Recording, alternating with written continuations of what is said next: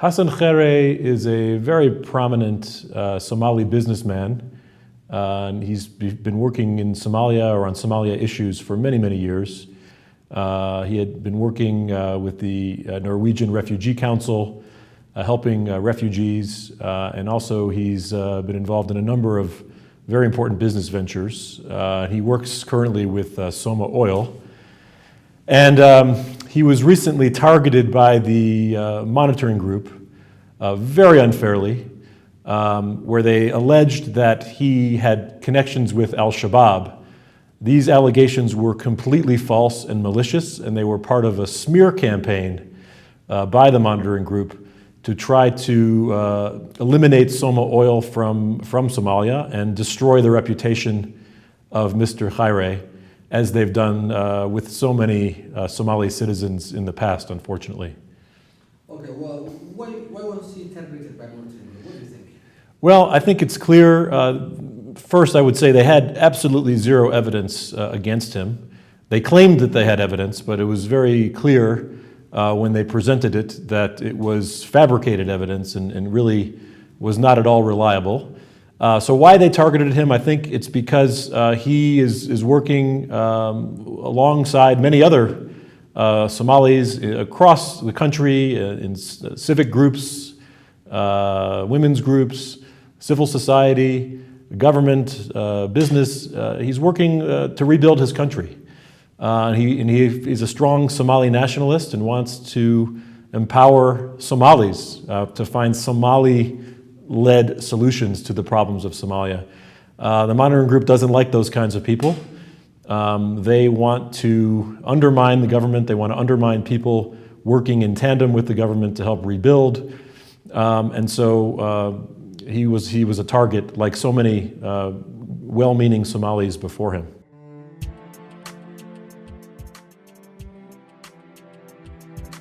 What they said was that they had evidence from his telephone contact list. And they said that there were names on this contact list that they associated with Al-Shabaab. And they approached him and said, we believe you're involved with Al-Shabaab. Come meet with us so we can hear your side of the story. But we believe you're involved with Al-Shabaab. We have very serious concerns about that.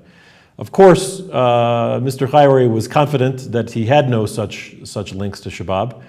And when the monitoring group provided a portion of this claimed contact list, it became obvious that this contact list was fabricated because the names on the alleged list did not match up with people truly in his contact list. When Hassan Khaire, being very suspicious of the monitoring group, refused to meet with them, they went public and they sent a letter to the Norwegian government demanding all kinds of personal information about him, sensitive information about his banking records and his personal dealings. And then they leaked this letter to the international media. And the way it works with the monitoring group is they have allies in the international media and some in the Somali media who work together with them to fulfill their goals, which include assassinating the characters of prominent Somali citizens. And so that's what they did here. Even though they claimed this was a confidential inquiry, they claimed to be credible investigators investigating an issue with Mr. Khaire, but they leaked it to the media so that there would be a public smear campaign against him. And sure enough, they leaked it to BuzzFeed, which is a very, very prominent website. If you go to the website, you'll see they claim to have 7 billion, that's billion with a B, viewers each month that come to their website. So you couldn't find a way to disseminate these false claims more widely than by going to a place like BuzzFeed. And BuzzFeed ran a very, very damaging piece tying Hassan Khaire to terrorism, seeking to involve Soma Oil and the very senior officials of the British government, former officials of the British government who are working with Soma Oil, trying to basically tie all of these people and companies to terrorism. And they even had his picture at the top of this piece, and the headline read something like, executive director of Soma Oil has links to terrorism, or claimed links to terrorism, and is under investigation by the monitoring group. And then that piece was picked up by many other groups and other media organizations, and it had devastating effects on Mr. Khaire. His personal safety was at grave risk. His business prospects were threatened. And even he had been appointed or nominated to become the executive secretary of the IGAD organization. And it completely scuttled that opportunity for him because, of course, just being associated with terrorism or claimed to be a part of a terrorist organization is like the death sentence to anyone trying to work in government or in business.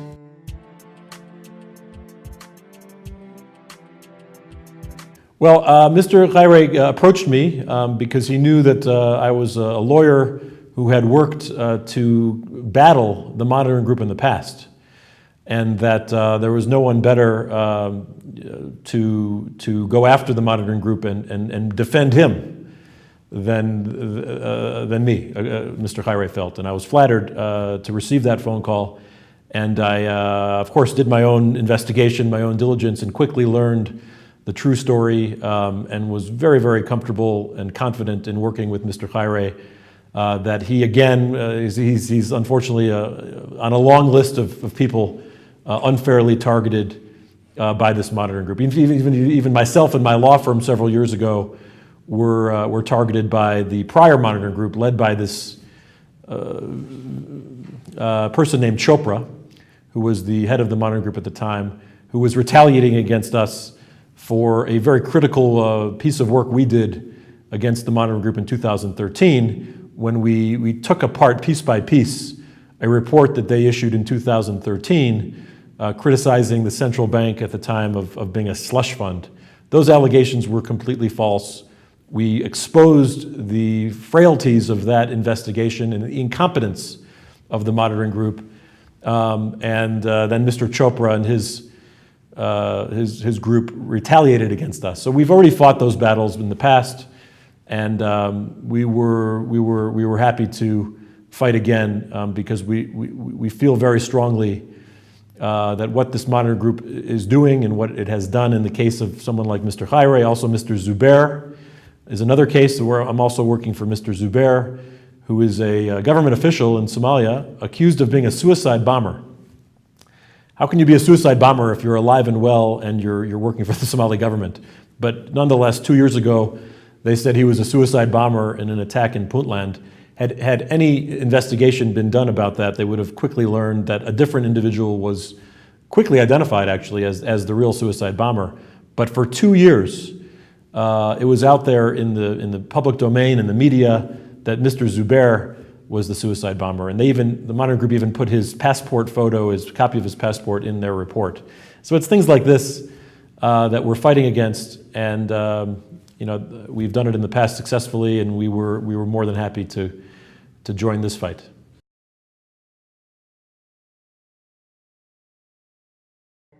Well, what we did was we took a very aggressive posture, and I contacted the monitoring group and I said, look, these claims against Mr. Khaire are completely unfounded, they're completely false and malicious, and we're going to do something that no one's ever done before. We are going to bring a lawsuit against you personally, the head of the monitoring group, Mr. Trajber, and Jay Bahadur, who's the sort of henchman on the monitoring group. He's the disciple of Mr. Chopra. He uses the same tactics that Chopra and Bryden before him have used to destroy the personal reputations of well-meaning Somalis. And we're going to do something that's never been done. We're going to file a lawsuit, not against the UN itself, or even the monitoring group as a group, but we are going to file claims against the individual members of the group who we see evidence of having committed illegal acts that in this case have harmed Mr. Khaire and also Mr. Zubair. And so I told them that we're going to do that. I said we were willing to meet, but the whole point of the lawsuit is to clear the name of Mr. Khaire. And so it's very obvious that Mr. Khayre has done nothing wrong, and these claims against him are fabricated, and they never should have even been made public. The monitor group should not have leaked this the way they always do. And if you look back, by the way, at the past 3 or 4 years, 5 years, every single report, even a confidential report or even the public report that comes out annually, it's always leaked in advance, usually to Reuters and sometimes to other organizations. So that's their pattern and practice, and they were doing that again here, we saw very clearly.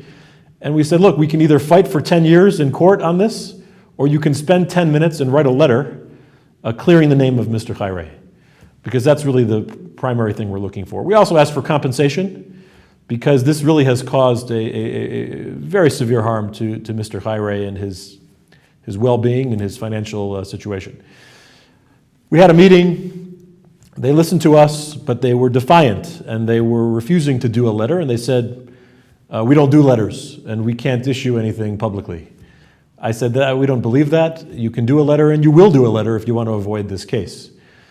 Anyway, we didn't hear anything from them, and I wrote another letter to the head of the head lawyer at the United Nations, and I spelled out in great detail what our legal claims are and how we will be filing a claim against Mr. Trajber and Mr. Bahadur if they don't do the simple thing that I've asked, which is to clear Mr. Khayre's name. And I said, if you think that these individuals have immunity from legal action, think again. They are not UN officials. They are consultants to the United Nations. Under the UN's own direct rules, which we investigated and researched very carefully and laid out to them in my letter, it's very, very clear that these particular consultants do not have the immunity that other officials of the UN have. So we will go to court and we'll establish first that there's no immunity for these rogue actors. They're an embarrassment to the United Nations. They don't reflect the United Nations as a whole. Let me be clear. The United Nations does a lot of good things in Somalia and all around the world. But there are pockets within the organization or consultants that they hire who are not operating properly and need to be called to task, taken to task when they step outside legal bounds and ethical bounds, and that's what's happening here, and that's what we said we would do. Shortly thereafter, we received a letter from Mr. Trajber, which was essentially the letter we had asked for, indicating that there is no case that they have against Mr. Khayre. They have no evidence of any association between him and terrorist groups, and that their investigation of him is concluded. So through these efforts, and we weren't trying to apply pressure necessarily. We were just telling them what we were going to do if they didn't clear his name, and they obviously didn't want us to do what we said we would do, which was file that lawsuit, and we received the letter, which partially takes care of the issue, but there's still the issue of compensation that we're working on. But a big step has been taken, because now Mr. Khayre, I think, can sleep more easily, knowing that the monitor group has acknowledged very explicitly that there is no case against him, and they have no evidence of any association with Al-Shabaab.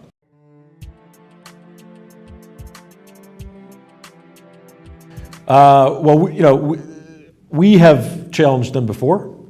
There was our case and the case of others with the former governor of the central bank in 2013. And we very successfully challenged the allegations against him and against the government at that time. Abdiaziz Amalo was wrongfully targeted in 2014, and we cleared his name, and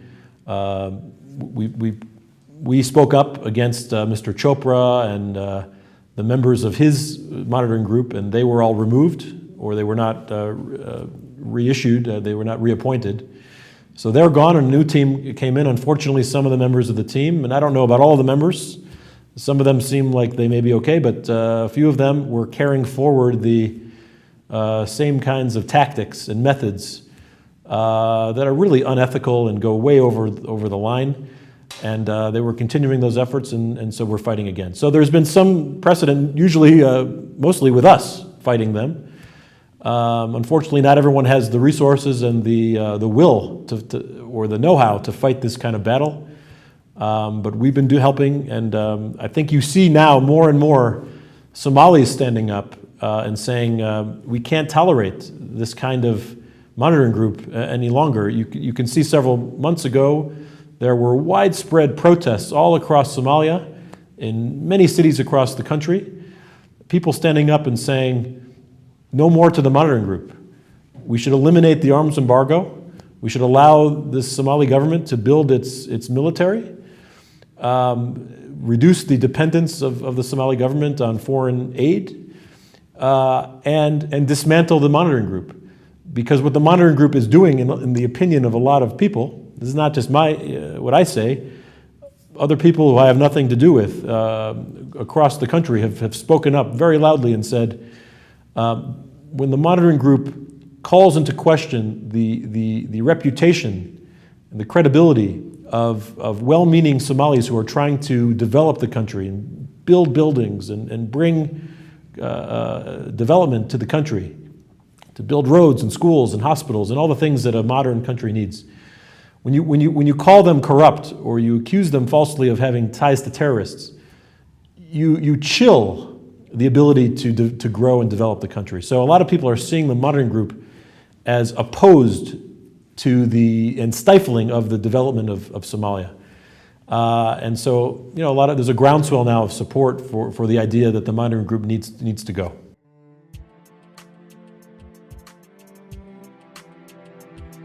Like I said, I think we hear a lot of voices from all segments of society, not just in the political world or the business world, but among civil society groups, women's groups, youth organizations. There's really a broad consensus that it seems to me has formed that for the country to advance, certainly on a faster pace than it's advancing now, at least the monitoring group that we've seen over the past few years has to be dismantled. Now, if there's well-meaning, honest people who can come and contribute to the growth of Somalia, that might be a different story. But the people that have been on these monitoring groups in recent years lack experience, lack qualifications, and they come with a political agenda that's trying to harm the efforts that a lot of Somalis are making to advance the country.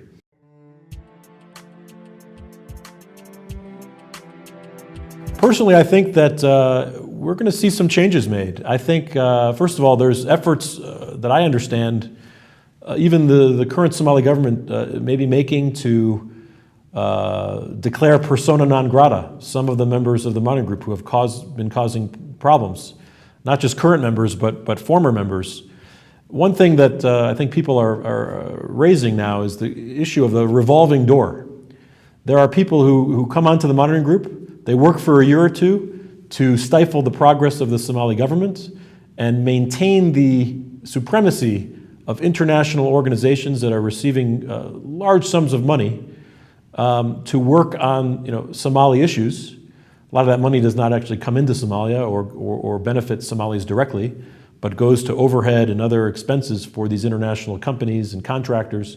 So you see a revolving door where people like Chopra, Mr. Chopra, was on the monitoring group for 2 years, was an outspoken critic of the government and made all sorts of frivolous and unfounded claims of corruption and complicity with Al-Shabaab among Somali leaders and business people.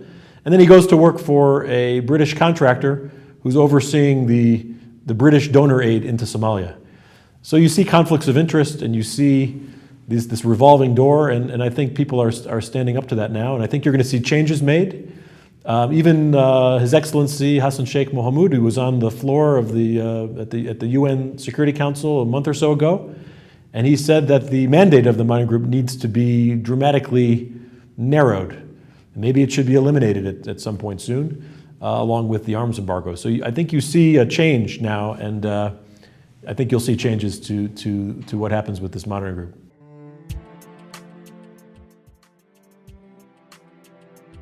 Are they a threat to Somalia? I think a lot of people view them view the monitoring group to be a threat to the forward progress and to the ability of the Somali government and the Somali people to be independent and to be truly sovereign. When you're dependent on outsiders for your development, your army, your business development, there's a certain element of that means you're not fully sovereign. And so again, there may be some members of the monitoring group who are well-meaning and well-intentioned, like many other internationals and UN people and people in various foreign services. But I think it's unfortunate, but the acts of a few bad apples within the monitoring group, have caused a lot of people to conclude that the monitoring group has been a threat. And so I think they want changes to be made.